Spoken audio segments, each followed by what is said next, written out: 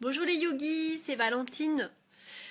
Et bien voici mon petit direct pour mon défi des 100 jours. J'en suis au jour 3. Et je vous avais dit hier matin que j'en étais au jour 2 et que je voulais me laisser porter par le flux. C'est le thème que j'ai choisi cette semaine pour le yoga. D'ailleurs, je ne l'ai même pas envoyé en newsletter pour les yogis qui me regardent. Et écoutez, il y a du flux et il y a du reflux, c'est-à-dire qu'il y a des fluctuations énormes et intenses. Et je peux dire que je commence vraiment ce défi sur les chapeaux de roue. C'est quand même l'alu. Franchement, à chaque fois, j'hallucine de la puissance de cet outil que Lilou nous offre et nous partage. Alors, je vous explique mon défi pour ceux qui ont suivi. Parmi plusieurs intentions, l'intention principale, c'est je me libère de mon ego et de mon corps de souffrance. Et alors, évidemment, l'univers a décidé de m'envoyer une petite épreuve hier. Face à une situation donnée, j'ai une situation qui a activé mon corps de souffrance. C'est pas non plus très difficile parce qu'en ce moment, je suis repartie un peu dans la lutte, je suis un peu tendue. J'ai plein de peurs qui reviennent. Et puis, est-ce que c'est le fait de faire le défi qui renvoie ces peurs? Mais ça fait déjà, vous voyez, voilà, 2 semaines, comme j'expliquais, que je suis là-dedans et je sens que j'ai le cœur serré. Et il suffit que je n'ai pas d'espace pour moi le matin pour faire la routine ou dans la journée. Et c'est très difficile pour moi de revenir dans l'ouverture du cœur si je peux pas me poser. 10 minutes, quoi. Alors, j'ai eu cette situation qui a activé mon corps de souffrance. Et ça a fait une restriction dans mon corps. Ça s'est refermé comme ça dans mon cœur. Et en fait, ce que j'ai fait, c'est que j'ai réussi à remettre en place, réussi à peu près à remettre en place la présence dont parle Eckhart Tolle. Et j'avais déjà fait une vidéo là-dessus, sur la présence. Vous pouvez aller voir sur ma chaîne YouTube. Donc j'ai observé ce qui s'est passé dans mon corps. J'ai observé l'émotion qui a été à l'origine de la pensée. Et puis, je ne sais pas ce qui s'est passé, à un moment donné, j'ai eu la capacité de laisser un peu d'espace entre cette émotion et mon être intérieur et moi-même. Et j'ai eu la présence d'esprit de me dire, ce n'est pas moi qui pense cela au fond de moi, c'est mon ego et mon corps de souffrance qui réagit. Voilà, c'est ce que j'ai noté hier. Et alors, je vous lis ce que j'ai écrit. Cette impression d'espace était une subtile sensation de prise de recul. Voir une pensée qui n'est pas la sienne, sortir de l'identification aux pensées. Et je vous avais noté, je vous avais lu hier, dans mes intentions du défi, ce que disait Eckhart Tolle par rapport à ça.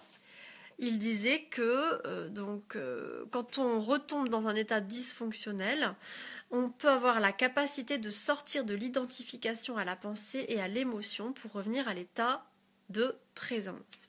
Et donc, c'est ce qui s'est passé, c'est ce que je vous avais expliqué. Et bien, c'était très très agréable de voir ça, enfin agréable ou bizarre, c'est pas forcément la première fois que ça m'arrive, mais c'est quand même un concept qui est nouveau pour moi et qui est très difficile quand même pour moi, comme je vous l'avais dit et comme j'explique dans ma vidéo sur la présence, parce que j'ai un ego très développé, comme beaucoup d'entre nous, et un corps de souffrance qui ne demande qu'à s'activer à la moindre opportunité. Et c'est comme si j'avais passé un pas. C'est-à-dire vraiment, j'ai pris conscience que cette pensée, c'était pas moi. Alors vous allez dire, c'est quand même assez lalu pour une fille qui fait du yoga et de la méditation depuis 20 ans, n'est-ce pas? Et c'est ce que j'ai noté. J'ai l'impression d'avoir passé 20 ans à pratiquer le yoga et la méditation, d'avoir essayé de voir les pensées, d'avoir vu des pensées, d'avoir essayé de les laisser passer, de les avoir laissées passer, mais en fait, j'ai l'impression que je m'identifiais à elles. Donc, je ne sais pas si je les laissais passer réellement ou quoi. Vous voyez, cette idée d'identification à la pensée, je l'avais pas, ou de désidentification à la pensée ou à l'émotion, je l'avais pas conscientisée de cette manière-là. Alors j'entends déjà mon pote Jérém qui dit mais tu te prends trop la tête, arrête de te prendre la tête comme ça et tout, mais moi je peux pas m'empêcher de réfléchir à tous ces trucs. Et donc là pendant je sais pas une demi-seconde, un dixième de seconde, c'était vraiment une petite sensation d'espace comme ça. Je suis sortie de l'identification à la pensée. Et ça m'était déjà arrivé, comme vous avez expliqué, donc je vois cette pensée qui arrive, ça fait knack, knack, knack. Mais là, vraiment, je me suis dit, à l'intérieur de moi, je me suis dit, Valentine, attention, cette émotion, c'est pas toi. Cette émotion, c'est pas ton être intérieur. Cette émotion, c'est ton corps de souffrance qui entre en réaction. Et ça a fait toute la différence. Le fait de se le dire et de se le verbaliser à l'intérieur. Donc merci, écarte tollée, encore une fois. Et du coup, dans cet espace qui s'est créé, il y a eu la place pour une pensée positive qui m'est revenue de Sonia Choquette, que je vous partage, et qui disait mais vous voulez l'abondance, mais réjouissez-vous de l'abondance des autres. Réjouissez-vous de l'abondance et du succès des autres. Et moi, comme j'expliquais, j'ai un ego qui est très développé, un orgueil qui est très développé. Et je me suis toujours enorgueillie de ne pas être jalouse et tout ça, vous savez, par rapport aux amoureux et tout. Et c'est vrai que je n'ai pas du tout de jalousie par rapport à ça. Mais j'ai de l'ego qui ressort et de la jalousie qui ressort par rapport à certaines personnes, notamment de la jante féminine, mais sur un domaine bien précis. C'est-à-dire une fille qui va avoir les mêmes aspirations que moi, les mêmes passions que moi, et qui va réussir à faire quelque chose que moi j'ai envie de faire, mais que je n'ai pas encore eu le temps de faire, ou que je n'ai pas encore réussi à faire, ou que je tire sur la graine pour qu'elle pousse plus vite, et que ma vie actuelle ne me permet pas de faire autant que elle et tout, mais je vais avoir vraiment de la frustration, de la jalousie. Ah, j'ai plein de cœurs, merci les cœurs. De la frustration, de la jalousie, c'est trop gentil ça, tout le monde m'envoie des cœurs parce que je dis que je suis jalouse. C'est bon ça. Non mais les filles, je suis pas jalouse de vous, hein. Moi je dis ça, je me livre et tout, mais c'est difficile à dire. Et maintenant je sens que je suis à une étape où je dois arrêter de le dire.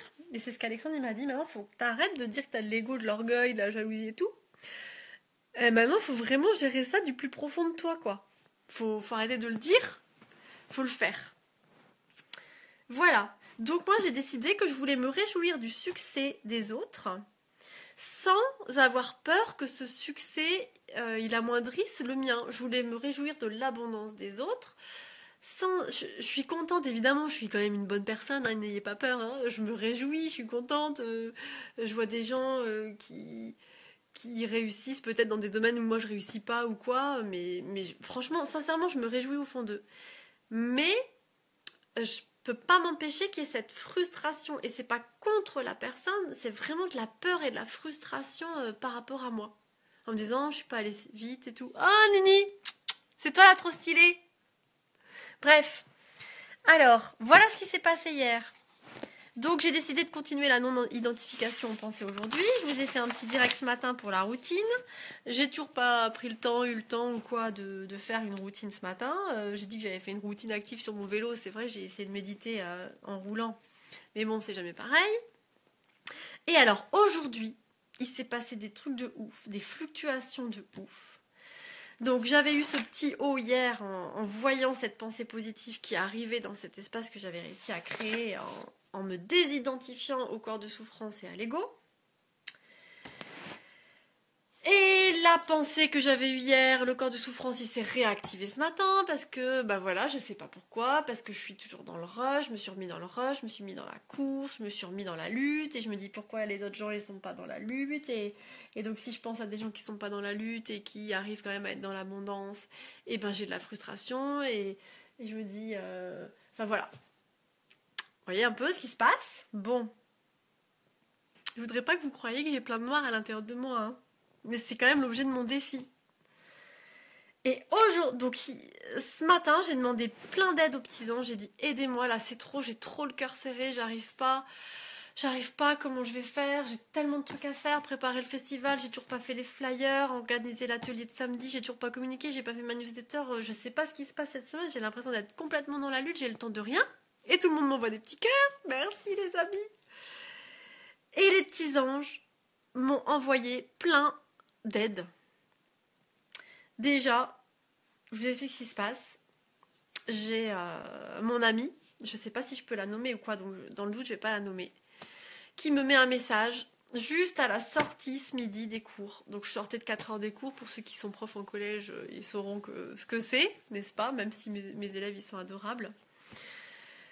Dormi 5 heures cette nuit parce que couché tard cette nuit, donc je vous passe le tableau, je sors des cours, j'ai mes 45 minutes de vélo pour rentrer pour moi, je me dis je vais être tranquille, je vais méditer en vélo et tout, dans la nature. Et puis là je vois un message de mon amie, ah Valentine, est-ce que je peux te parler, ça va pas du tout et tout. Et là, grosse bouffée comme ça qui monte. Ma première réaction, c'était une réaction émotionnelle de je peux plus.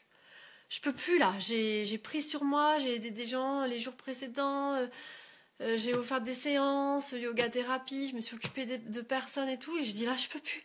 J'ai dit laissez-moi tranquille, j'ai plus la force, je sentais plus la force au fond de moi, je me sentais dans l'épuisement, j'avais un gros coup de barre, je me sentais esseulée, abandonnée des petits anges et tout. Et moi aussi j'ai besoin de souffler, moi aussi j'ai besoin qu'on m'aide, moi aussi j'aimerais qu'on me porte et tout. Voilà la pensée que j'ai eue, l'émotion que j'ai eue.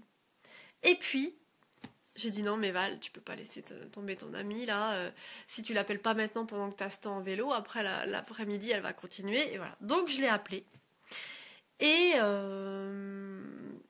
je lui ai dit ça après, à la fin de la conversation. Hein. Donc au début, c'était très difficile pour moi parce que j'avais l'impression que son corps de souffrance, il allait venir réactiver mon corps de souffrance. Et j'avais l'impression de ne pas avoir la force intérieure de le supporter.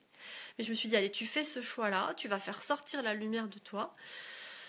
Donc j'ai respiré, j'ai roulé, j'étais dans la nature. Et en même temps que je l'écoutais, je demandais aux petits anges de m'aider, de m'envoyer de l'énergie que je pouvais lui envoyer, et je demandais aux petits anges de faire en sorte que l'énergie de son corps de souffrance ne s'arrête pas sur moi mais que ça coule sur moi, que ça reparte à la terre. J'ai demandé aux arbres, j'ai demandé à la nature, voilà, et tout s'est bien passé, et au fur et à mesure, vraiment du coup, et c'est ce que j'ai dit à la fin de la conversation à mon amie, je l'ai remerciée énormément pour ça, mais de toute façon on est connectés, donc elle m'a appelée juste à ce moment-là alors qu'on s'appelle très rarement, peut-être 3 fois par an, 2 fois par an.